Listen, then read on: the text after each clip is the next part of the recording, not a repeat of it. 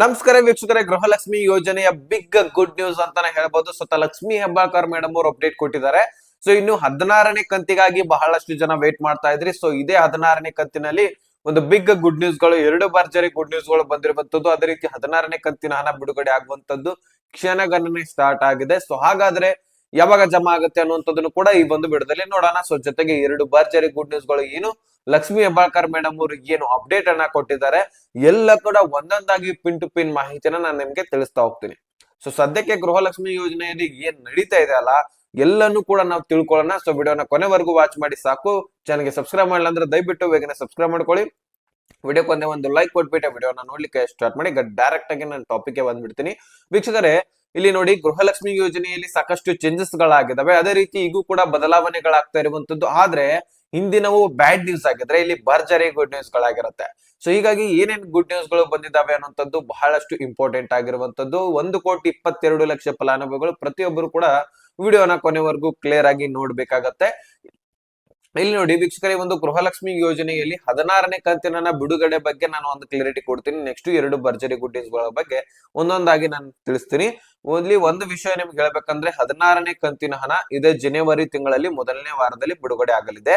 So ಈಗ ನೀವು ಯಾರು ಡಿಸೆಂಬರ್ ನಲ್ಲಿ ಈಗ ಕೊನೆಯ ವಾರದಲ್ಲಿ ಈಗ ಸದ್ಯದಲ್ಲಿ ನಿಮ್ಗೆ ಬಿಡುಗಡೆ ಆಗತ್ತೆ ಅಂತ ಅನ್ಕೊಂಡಿದಿರಿ, ಅದು ತಪ್ಪು ಕಲ್ಪನೆ. ಸದ್ಯದಲ್ಲಿ ಬಿಡುಗಡೆ ಆಗ್ತಾ ಇಲ್ಲ, ಇದೇ ಜನವರಿ ಮೊದಲನೇ ವಾರದಲ್ಲಿ ಬಿಡುಗಡೆ ಆಗ್ತಾ ಇರುವಂತದ್ದು. ಸೊ ಅಲ್ಲಿವರೆಗೂ ಕೂಡ ವೇಟ್ ಮಾಡ್ಬೇಕಾಗತ್ತೆ. ಸ್ವತಃ ಲಕ್ಷ್ಮಿ ಹೆಬ್ಬಾಳ್ಕರ್ ಅವರು ಹೇಳಿದ್ದಾರೆ, ನಮಗೆ ಸದ್ಯಕ್ಕೆ ಬಿಡುಗಡೆ ಆಗೋದಿದ್ರೆ ಈಗಾಗಲೇ ಬಿಡುಗಡೆ ಆಗ್ತಾ ಇತ್ತು. ಅವ್ರು ಟೋಟಲ್ ಈಗ 15ನೇ ಕಂತಿನ ಹಣ ಆದ್ರೂ ಜಮಾ ಆಗಿದೆ. ಆಲ್ಮೋಸ್ಟ್ ನೀವು ತಲೆ ಕೆಡಿಸ್ಕೊಳ್ಳುವಂತ ಅಗತ್ಯವಿಲ್ಲ. ಸೊ ಅದಕ್ಕೋಸ್ಕರ ಈಗ ನಿಮಗೆ 16ನೇ ಕಂತಿನ ಹಣ ಜಮಾ ಆಗುವಂತಹ ಟೈಮ್ ಏನಪ್ಪಾ ಅಂದ್ರೆ ಇದೇ ಜನವರಿ ಮೊದಲನೇ ವಾರದಲ್ಲಿ ಬಿಡುಗಡೆ ಆಗತ್ತೆ. ಸೊ ಹೀಗಾಗಿ ನೀವು ಸಹಕರಿಸಬೇಕಾಗತ್ತೆ. ಅದಕ್ಕೆ ಒಂದು 15 ದಿನ ಆದ್ರೂ ಟೈಮ್ ಬೇಕು ಪ್ರತಿಯೊಬ್ಬರಿಗೂ ಕೂಡ ಜಮಾ ಆಗಿ ಕ್ಲಿಯರ್ ಆಗ್ಲಿಕ್ಕೆ. ಸೊ ಪ್ರತಿಯೊಬ್ಬರು ಕೂಡ ಬೇಗ ಬೇಗ ಜಮಾ ಆಗ್ಬೇಕಂದ್ರೆ ಆ ರೀತಿ ಜಮಾ ಆಗ್ಲಿಕ್ಕೆ ಸಾಧ್ಯ ಇಲ್ಲ. ಸೊ ಅದಕ್ಕೋಸ್ಕರ ಟೈಮ್ ಬೇಕು, ಒಂದೊಂದಾಗಿ ಜಮಾ ಆಗ್ತಾ ಬರುತ್ತೆ.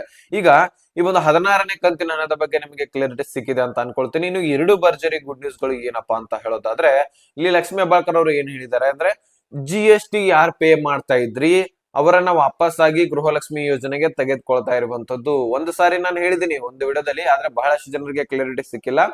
GST ಅಂದ್ರೆ ಏನಪ್ಪಾ ಅಂದ್ರೆ, ಈಗ ಇನ್ಕಮ್ ಟ್ಯಾಕ್ಸ್ ಬೇರೆ ಆಗತ್ತೆ, GST ಬೇರೆ ಆಗತ್ತೆ. GST ಸಣ್ಣ ಪುಟ್ಟ ವ್ಯಾಪಾರಿಗಳು ಕೂಡ ನೀವು ಕಟ್ಬೋದಾಗಿರತ್ತೆ. ಆ ಒಂದು ಸಣ್ಣ ಪುಟ್ಟ ವ್ಯಾಪಾರಿಗಳಲ್ಲಿ ಯಾರು GST ಪೇ ಅನ್ನ ಮಾಡ್ತಾ ಇರ್ತೀರಿ, ಸೊ ಅವ್ರಿಗೆಲ್ಲರೂ ಕೂಡ ಈಗ ಒಂದು ಭರ್ಜರಿ ಗುಡ್ ನ್ಯೂಸ್ ಅಂತಾನೆ ಹೇಳ್ಬೋದು. GST ಪೇಯರ್ ಅಲ್ಲಿನೇ ದೊಡ್ಡ ದೊಡ್ಡ ಅಂಗಡಿಗಳಾಗಿರ್ಲಿ, ದೊಡ್ಡ ದೊಡ್ಡ ಶಾಪ್, ದೊಡ್ಡ ಏನಾದ್ರೂ ವ್ಯಾಪಾರ ಮಾಡ್ತಾ ಇರ್ತಾರೆ, ಸ್ವಂತವ್ರದ್ದೇನು ವಾಪಸ್ಸಾಗಿ ತೆಗೆದುಕೊಳ್ಳೋದಿಲ್ಲ. ಸಣ್ಣ ಪುಟ್ಟ ವ್ಯಾಪಾರಿಗಳಲ್ಲಿ ಒಂದು 3 ರಿಂದ 4 ಲಕ್ಷ ಫಲಾನುಭವಿಗಳಿದಾರಂತೆ. ಸೊ ಅವರೆಲ್ಲರನ್ನು ಕೂಡ ವಾಪಸ್ಸಾಗಿ ಗೃಹಲಕ್ಷ್ಮಿ ಯೋಜನೆಗೆ ತರ್ತಾ ಇರುವಂತದ್ದು. ಮತ್ತೆ ವಾಪಸ್ಸಾಗಿ ಗೃಹಲಕ್ಷ್ಮಿ ಯೋಜನೆಗೆ ಕರೆತಂದು ಮತ್ತೆ ಈ 2,000 ರೂಪಾಯಿ ಏನಿದೆ ಅಲ್ಲ, ಮತ್ತೆ ಅವರಿಗೆ ಹಣವನ್ನ ಹಾಕ್ತಾರಂತೆ. ಈಗ ಯಾರು GST ಪೇ ಮಾಡ್ತಾ ಇದ್ರಿ ಪ್ರತಿಯೊಬ್ಬರಿಗೂ ಕೂಡ ಭರ್ಜರಿ ಗುಡ್ ನ್ಯೂಸ್. ಈಗ ಸದ್ಯದಲ್ಲಿ ಮಹಿಳಾ ಮತ್ತು ಮಕ್ಕಳ ಅಭಿವೃದ್ಧಿ ಇಲಾಖೆ ಇದನ್ನ ವಿಚಾರಣೆ ನಡೆಸಿದೆ. ಸೊ ಅದನ್ನ CM ಅವರ ಗಮನಕ್ಕೆ ತರ್ತಾರೆ. CM ಅವರ ಗಮನಕ್ಕೆ ತಂದ ತಕ್ಷಣ, ಅವರ ಒಪ್ಪಿಗೆ ಸಿಕ್ಕ ತಕ್ಷಣ ವಾಪಸ್ಸಾಗಿ ಎಷ್ಟು ಜನ ಇದೀರಿ ಅವರೆಲ್ಲರನ್ನು ಕೂಡ GST ಪೇಯರ್ ಅಂತ ಕನ್ಸಿಡರ್ ಮಾಡಿ ವಾಪಸ್ಸಾಗಿ ಗೃಹಲಕ್ಷ್ಮಿ ಯೋಜನೆಗೆ ತಂದು ನಿಮಗೆ ವಾಪಸ್ಸಾಗಿ ಮತ್ತೆ ಹಣವನ್ನ ಹಾಕುವಂತಹ ಕೆಲಸ ಮಾಡ್ತಾರೆ. ಹಿಂದಿನ ಕಂತುಗಳು ಹಾಗಾದ್ರೆ ಅಂತ ನೀವು ಕೇಳ್ಬೋದು. ಹಿಂದಿನ ಕಂತುಗಳು ಜಮಾ ಆಗೋದಿಲ್ಲ. ಈ ಒಂದು ಮುಂಬರುವಂತಹ ಎಲ್ಲ ಕಂತುಗಳು ಕೂಡ ನಿಮಗೆ ಬರುತ್ತೆ. ಹೀಗಾಗಿ ಯಾರು GST ಪೇಯರ್ ಮಾಡ್ತಾ ಇದ್ರಿ ಸಣ್ಣ ಪುಟ್ಟ ವ್ಯಾಪಾರಿಗಳು ಮಾತ್ರ ಹೇಳ್ತಾ ಇದ್ದೀನಿ. ಕಿರಾಣಿ ಶಾಪ್ ಗಳು ಇಟ್ಕೊಂಡಿದ್ರು ಸಹಿತ ಅವರು GST ಪೇ ಮಾಡ್ತಾ ಇರ್ತಾರೆ. ಆ ಒಂದು ಸಣ್ಣ ಪುಟ್ಟ ಚಪ್ಪಲಿ ಅಂಗಡಿಗಳನ್ನ ಇಟ್ಕೊಂಡಿದ್ರು ಸಹಿತ ಅವರು GST ಪೇ ಮಾಡ್ತಾ ಇರ್ತಾರೆ. ಹೀಗಾದ ಕಾರಣಕ್ಕಾಗಿ ಬಳೆ ಅಂಗಡಿಗಳಾಗಿರ್ಲಿ, ಇಂತಹ ಇನ್ನಿತರ ETC ಅಂತ ಹೇಳ್ಬೋದು. ಸೊ ಎಲ್ಲ ವ್ಯಾಪಾರಗಳನ್ನ ವಾಪಸ್ಸಾಗಿ ಒಂದು ಗೃಹಲಕ್ಷ್ಮಿ ಯೋಜನೆಗೆ ತಂದು ಹಣವನ್ನ ಹಾಕುವಂತಹ ಕೆಲಸ ಸರ್ಕಾರ ನಡೆಸುತ್ತೆ.